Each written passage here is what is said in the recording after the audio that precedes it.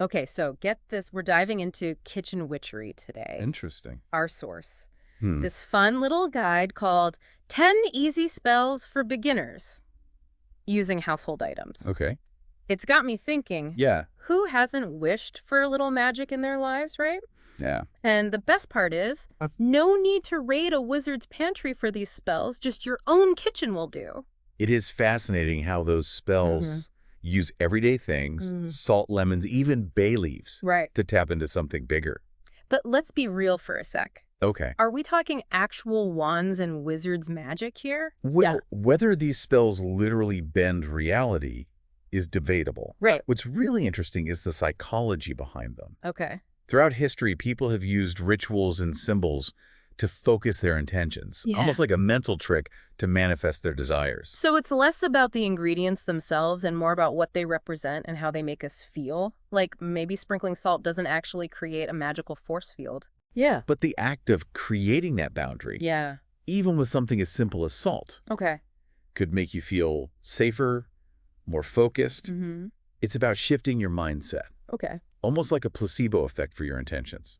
Hold on. A placebo effect for your intentions. That's a new one. Yeah. So are you saying tricking your mind into believing can actually lead to real-world results? There's definitely something to that. Okay. Think about visualization techniques. Mm-hmm. Athletes use them all the time. Right. By vividly imagining a successful outcome, you're essentially priming your brain for action. Whoa. Okay, that makes sense. Yeah. So it's like these spells are tapping into that same power of the mind. But what's the deal with these everyday items becoming magical tools? It's like, poof, your lemon is now a negativity sponge. Right. It's all about symbolism. Okay. Take the bay leaf wish spell. Okay. You write your wish on a bay leaf and burn it. Right. Seems simple. Yeah. But bay leaves have been linked to victory and achievement for centuries. Wow. Ancient Greeks even crowned victors with them. So it's not just any old leaf. Right. There's this whole historical context that adds weight to it. Exactly. But why does that matter? Hmm? Is it just superstition or is there something deeper going on? I think it taps into our collective unconscious, Okay. even if we don't consciously register it. Right. These symbols carry a weight of meaning that's been passed down through generations. So even if I don't believe a bay leaf holds magical powers, the act of using it in a ritual connects me to all these people throughout history who've sought success. That's kind of cool. Yeah. Okay, what about other ingredients? Like lemons? There's a lemon energy cleanse spell that caught my eye. Lemons are all about cleansing and absorbing negativity. That bright acidic quality makes them perfect for symbolically cutting through stagnant energy. It's like instead of just spritzing some lemon-scented cleaner, you're using the actual lemon to like zap those bad vibes away. Exactly. And then there's the coin prosperity spell where you mark a coin with a wealth symbol and keep it in your wallet. Yeah. Coins naturally represent abundance and luck. So again, it's not that the coin itself is magical, Right. but it's that act of charging it with your intention. Right. But let's be honest, there are probably plenty of skeptics out there who'd roll their eyes at all this. Of course. Yeah. But even if you approach it from a skeptical perspective, Right. the act of performing these rituals can still be impactful. It's about externalizing your desires, Okay. giving them a physical form, Right. and taking action. Okay, I'm starting to see how this all ties together. Yeah. It's less about hocus pocus and more about using symbolism and ritual to shift your mindset and influence your behavior. But the guide also mentions spells for like everything. Yeah. Protection relationships. It says. Even better dreams. It is a diverse collection. Yeah. And it's interesting how many of them address common human anxieties and desires. Okay. We crave safety-loving relationships, good sleep. These spells offer a symbolic way to take control of those aspects of our lives.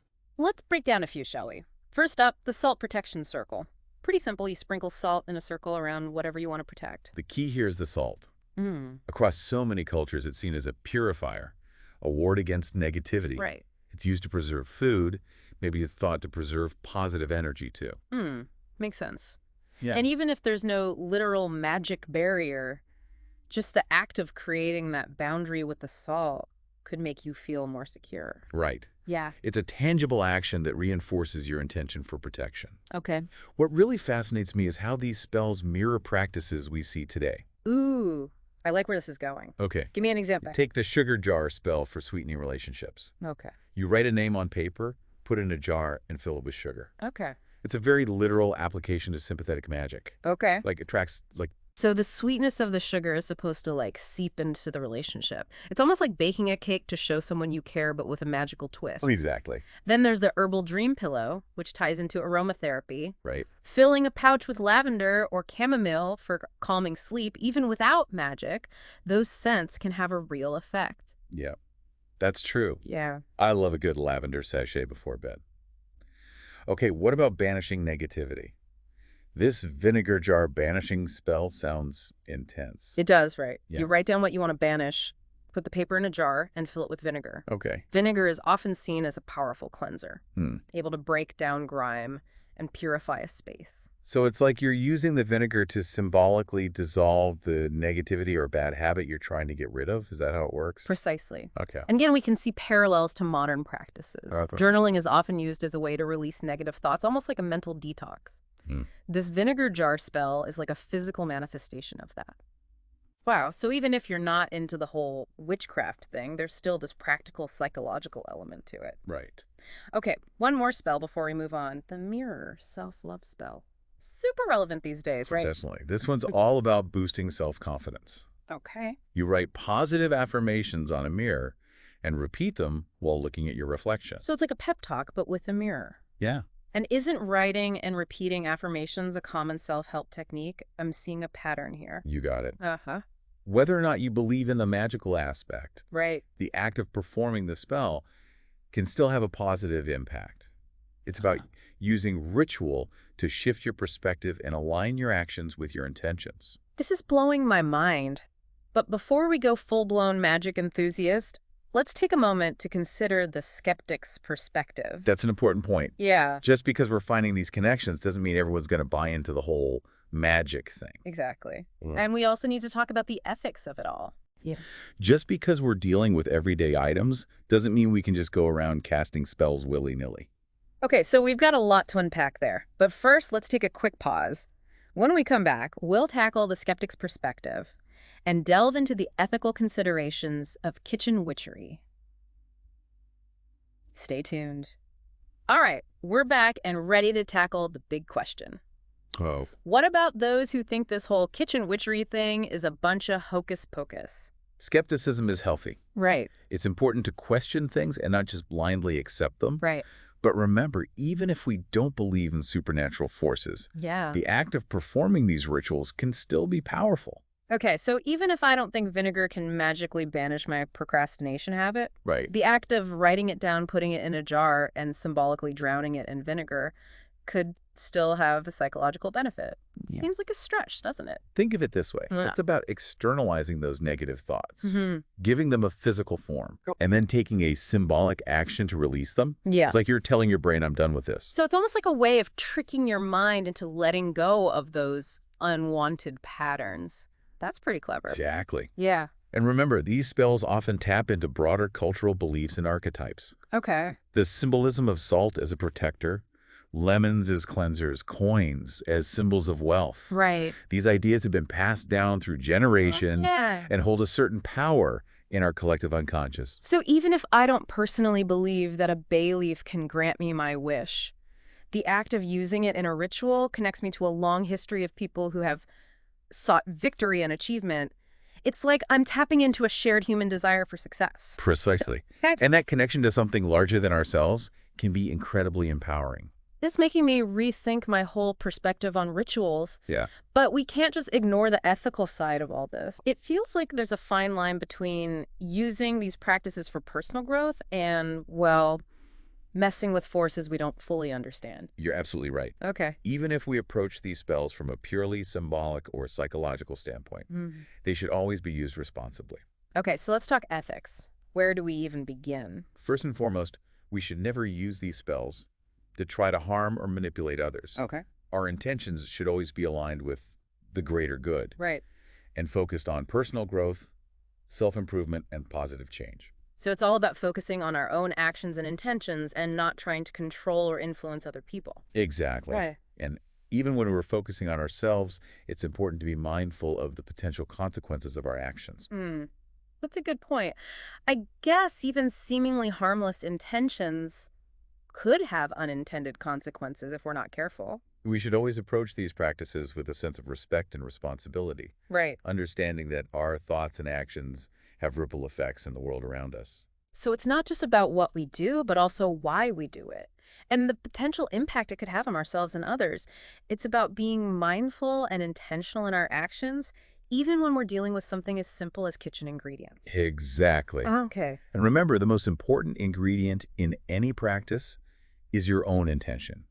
Be clear about what you want to achieve. Right. Focus your energy on that desire and approach your practice with respect and responsibility. This whole conversation has been such an eye-opener. It's like we've peeled back the layers of this seemingly simple practice and discovered a whole world of symbolism, psychology, and ethical considerations. It's been a fascinating journey, Yeah. and I think it speaks to the power of these everyday rituals.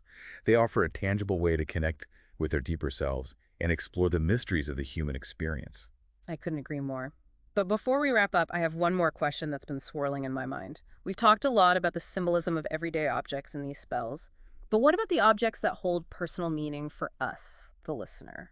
Ah, that's a wonderful question. It's like taking this ancient wisdom and personalizing it, making it our own. Exactly. Think about the objects you cherish: a piece of jewelry from a loved one, a book that inspired you, a photograph that evokes a happy memory, or even a simple rock you picked up on a nature walk. How could those objects be incorporated into your own personal rituals? I love that idea. It's about infusing these everyday objects with our own personal meaning and using them to enhance our well-being, to connect with our intentions, and to bring a little magic into our lives. I'm already brainstorming ideas. But before we get carried away, let's take a quick pause. When we come back, we'll explore some more specific spells from our source material and see how they might spark inspiration for creating our own personal rituals. So we're back, and like I was saying before the break, I'm still super intrigued by this idea of finding our own personal objects, Right. and weaving them into our little rituals. Yeah. It's almost like creating our own magic system, drawing inspiration from these kitchen witchery spells. I love that. Okay. But before we get too lost in our magical daydreams, Yeah. let's get back to our source material for a sec. Okay, There are a couple more spells that really caught my eye. I'm ready. All right, this one is called the Feather Wind spell, Okay. and it's all about like inviting new opportunities or clarity into your life. Okay. So you basically hold a feather, Yeah. you visualize your intention, Right. and then you let it go out an open window, carried away by the breeze. The symbolism is beautiful, isn't it? Feathers have long been associated with the element of air, Oh, okay. representing freedom, communication, and spiritual ascension. So it's like you're symbolically releasing your intentions out into the universe, trusting that they'll find their way to where they need to go. Exactly. It's a powerful act of surrender, Hmm. a way of acknowledging that we don't always have to control every outcome. Mm. Sometimes the best thing we can do is let go and trust in the flow of life. You know, I can almost feel the sense of relief that would come with releasing that feather. Right. Just watching your intentions take flight.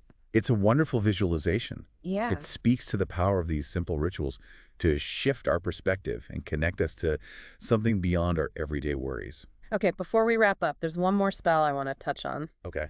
It's a classic, the Candle Wish spell. Ah, yes. This one is a staple in many magical traditions. Yeah. There's something so elemental and powerful about working with fire. For those who haven't tried it, you basically write your wish on a piece of paper, light a candle, focus your intention, and then burn the paper in the flame. The flame of the candle represents transformation and release. Mm, Fire has this incredible ability to consume and purify, right. making it a potent symbol for burning away obstacles or old patterns that no longer serve us. So it's like you're using the fire to clear the way for your wish to manifest. Exactly. And watching that paper turn to ash Yeah. is a powerful visual reminder that we can let go of the past and make space for new beginnings. That is such a beautiful metaphor, and it ties back to what we were saying earlier about the psychological power of these rituals. Mm. Even if we don't believe in literal magic, the act of performing these symbolic actions can have a profound impact on our mindset and behavior. Absolutely. It's about engaging our senses, our imaginations, and our emotions to create a powerful experience that reinforces our intentions and inspires us to take action. This whole deep dive has been such an incredible journey. We've explored the history, the psychology, the symbolism, and even the ethics of kitchen witchery. We've seen that even if you approach these spells with a healthy dose of skepticism, Yeah. There's still so much to be gained from exploring their underlying principles. It's about tapping into the power of intention, ritual, and symbolism to create positive change in our lives. We've learned about using everyday objects like salt lemons and bay leaves to symbolically cleanse, protect, and attract abundance. We've explored the connections between ancient wisdom and modern practices like visualization and aromatherapy. And we've discussed the importance of using these practices responsibly and ethically. It's been a true deep dive into the magic of the everyday. It has. And we hope it's inspired you to look at your own kitchens, your own personal objects, and your own intentions with a fresh perspective. Remember, the most important magic is the magic we cultivate within ourselves. So go forth, dear listeners, and create your own magic. Experiment, explore, and discover what resonates with you. And until next time, may your intentions be clear, your actions aligned, and your kitchens filled with enchantment.